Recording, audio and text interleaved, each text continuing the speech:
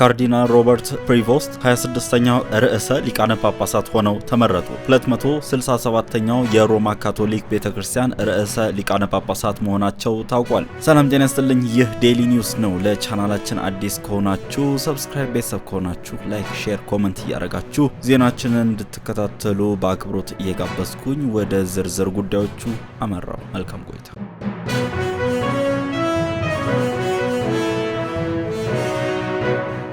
ካርዲናል ሮበርት ፕሪቮስት ቺካጎ የተወለዱ የ69 ዓመት ካርዲናል ሲሆኑ ከሰሜን አሜሪካ የመጀመሪያ ርዕሰ ሊቃነ ጳጳሳት ሆነው ተመርጠዋል። ካርዲናሉ ስማቸውም ሊዮ 14ኛ ተብሎ ተሰይመዋል። ከ40 ሺህ በላይ ምዕመናን ሁነቱን ለመመልከት በቅዱስ ጴጥሮስ አደባባይ መገኘታቸው የፖሊስ መረጃውን ጠቅሶ ቢቢሲ ዘግቧል። ለምርጫ የቤተ ክርስቲያኗ ካርዲናሎች ከተሰበሰቡበት ቤተ መቅደስ አናት ላይ አዲስ ሊቀ ጳጳስ መመረጡን የሚያሳይ ነጭ ጭስ ታይቷል። የሮማ ካቶሊክ ቤተክርስቲያን ካርዲናሎች በሚስጥር በሚሰጡት ድምጽ ለመምረጥ በእጩነት ከቀረቡት ካርዲናሎች መካከል 2/3ኛው ድምጽ ያገኙት የሃይማኖት አባት ቀጣዩ ሊቀ ጳጳስ ይሆናሉ። በቫቲካን አዲሱ ሊቀ ጳጳስ ለመምረጥ ለሁለተኛ ቀን የተሰበሰቡት ካርዲናሎች በሚስጥር ድምጻቸውን መስጠታቸውን ተከትሎ ነው አዲስ ሊቀ ጳጳስ መመረጡ ይፋ የተደረገው። ድምጽ መስጠት ከሚችሉት 133 ካርዲናሎች መካከል የ89ኙ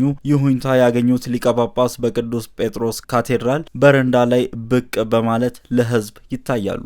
በቅዱስ ጴጥሮስ አደባባይ የተሰበሰቡ የእምነቱ ተከታዮች ነጩን ጭስ ሲመለከቱ ደስታቸውን በጩኸት ገልጸዋል። እድሜያቸው እስከ 80 ዓመት የሚሆን 133 ካርዲናሎች ቀጣዩ ርዕሰ ሊቃነ ጳጳስ ማን ሊሆን እንደሚገባ ከተወያዩ በኋላ ይሆናሉ ያሏቸውን በዛሬው ዕለት መርጠዋል። ሚስጢር ድምጽ የሚሰጡት ካርዲናሎች አዲሱ ሊቀ ጳጳስ ለመምረጥ 2 ቀን ወስዶባቸዋል። ይህ ማለት በእጩነት የቀረቡትና 2/3ኛው መራጭ የተስማማ ባቸው አባት ብዙዎችን መማረክ ችለዋል ማለት ነው። ሊቀ ጳጳስ ፍራንሲስ እና ቤኔዲክት 16ኛ ሲመረጡም አብላጫውን ድምጽ ማግኘታቸው የታወቀው በሁለተኛው ቀን ነበር።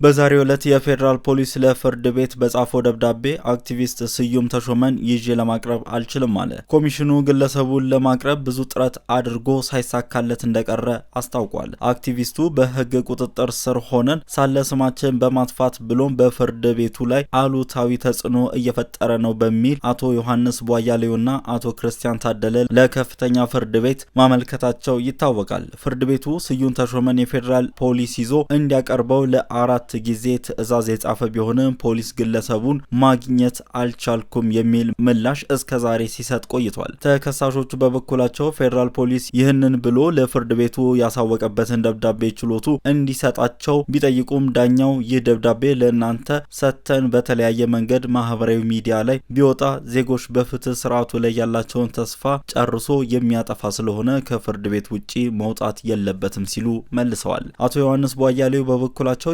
ፍትህ ስርዓቱ ጨርሶ እንዲሞት ያደረገው ስዩም ተሾመ ሳይሆን በእርሱ ጀርባ ያሉት የመንግስት ተቋማት ናቸው ሲሉ፣ አቶ ክርስቲያን ታደለ ደግሞ ስዩምን ማቅረብ ያልቻለ የፌዴራል ፖሊስ ማረሚያ ቤት ሰብሮ ገብቶ ቁሙ ተነሱ ሲለን ያድራል። የራሳቸውን መንግስት ስርዓት እንኳን ማክበር አልቻሉም። የፍትህ ስርዓቱ አንድ ጊዜ ሞቷል። ቢያንስ ለናንተ ለዳኞች ክብር እንኳን ሲባል አዲስ አበባ ተቀምጦ ሲሰርባችሁ የሚውለውን ግለሰብ ማቅረብ ነበረበት። ከኛ ይልቅ የምታሳዝኑኝ እናንተ ናችሁ። የሚሰርቧችሁን ግለሰብ እንኳን ማቅረብ የሚችል ፖሊስ የለም ሲል አክሏል። በተያያዘ ዜና ከሳምንት በፊት የፌዴራል ፖሊስ የቅሊንጦ ማረሚያ ቤት በውድቅት ሌሊት ጥሶ በመግባት በሽብር ወንጀል ተጠርጥረው የተከሰሱ እስረኞችን ሜዳ ላይ አንበርክኮ እንዳሰራቸው መገንዘባቸውን ይታወሳል። የኢትዮጵያ ሰብአዊ መብት ኮሚሽን ማረሚያ ቤት ድረስ በመሄድ ስለተፈጠረው ሁኔታ እያጣራ መሆኑ ምንጮች ገልጸዋል።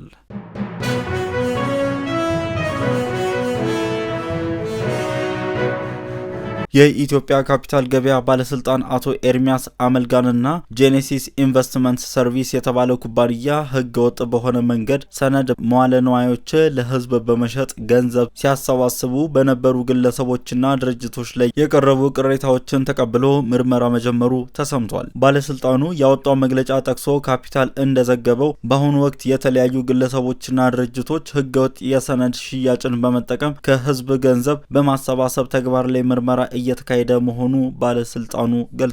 በተለይም በአቶ ኤርሚያስ አመልጋና በጄኔሲስ ኢንቨስትመንት ሰርቪስ ኩባንያ ላይ እየተካሄዱ ያሉ ምርመራዎች በህገ መንግስት የተረጋገጠ የመሰማትና የመከልከል ሙሉ መብታቸው በተጠበቀ ሁኔታ እንደሚከናወኑ ባለስልጣኑ አረጋግጧል።